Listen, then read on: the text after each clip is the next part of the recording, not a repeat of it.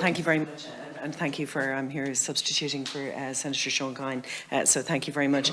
I suppose, first of all, thank you very much to the committee and to yourselves for coming in. This is something that I've been aware of for a number of years, and so when Senator Coyne gave me the opportunity to come in and speak, I thought, oh my goodness, this finally there is going to be a tranche of this getting out into the public arena, and mindful of people like Kitty Holland who have spoken about it over the year. No woman should have to come before a committee and speak about matters of such a personal nature in order to get action.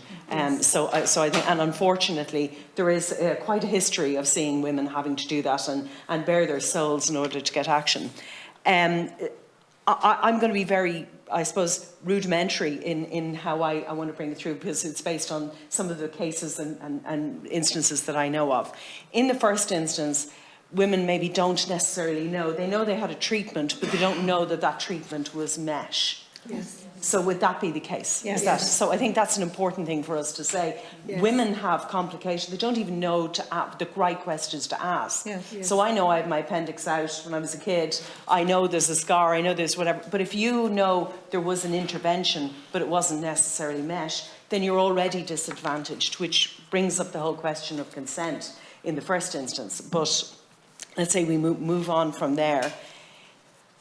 I have a concern over consent with regard to treatment. If you have a medical a community that are, in the first instance, in some instances, denying its existence, the existence of the complications, because they're saying it's psychosomatic, or if that's the first place.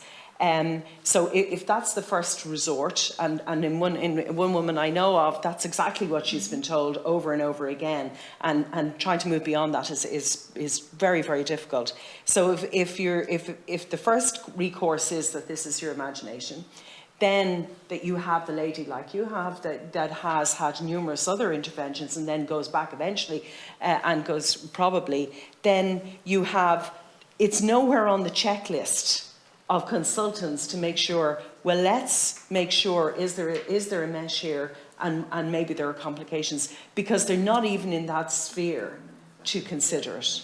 So that's something that we, so then when a treatment is recommended, if there is a final decision to treat or to intervene, then in that instance, if they're not open to a full removal, if they're not open and they're limiting the options, then actually it's not fully informed consent to intervention. Yes. Isn't that the case? Yes. So I suppose that's something that I would ask this committee to make sure is in the report following up on here, that the consent that's being given to the intervention in this country is not adequate if you have, and one of my big questions down was, what is motivating the denial and the obstructionism and all of that? I think, Mary, you very clearly answered to that.